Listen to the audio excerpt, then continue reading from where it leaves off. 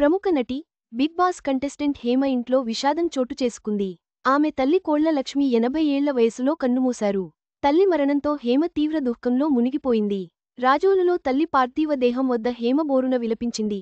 Lady కమెడియన్గా, character ఆర్టిస్ట్గా తెలుగు, తమిళ్లో అనేక సినిమాలతో పాపులారిటీ తెచ్చుకుంది హేమ. బిగ్ బాస్లో పాల్గొని మరింత వైరల్ అయింది.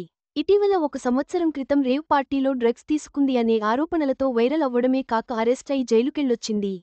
ఆ తర్వాత హేమ ఇకపై ఎక్కువగా సినిమాలు చేయను అని చెప్పి సినిమాలకు దూరమైంది. తాజాగా నటి హేమ తల్లి మరణించింది.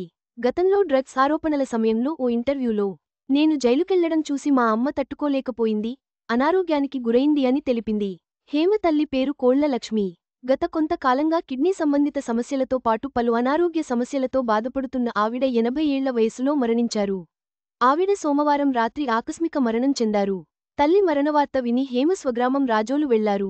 తల్లి పార్థివ దేహాన్ని చూసి హేమ బోరున విలపించింది. దీనికి సంబంధించిన పలు ఫోటోలు వైరల్గా మారాయి.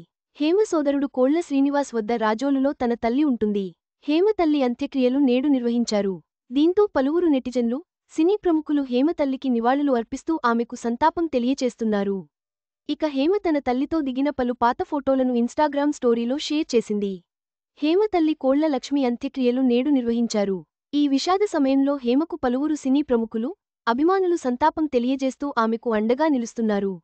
హేమ కుటుంబానికి ప్రగాఢ్ సానుభూతి. ఈ వీడియో మీకు నచ్చినట్లయితే లైక్ చేయండి.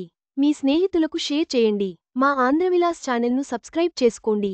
పక్కనే ఉన్న గంట గుర్తుపై క్లిక్ చేయడం మర్చిపోవద్దు. తాజా సినిమా వార్తల కోసం ఆంధ్రవిలాస్.net చూడండి.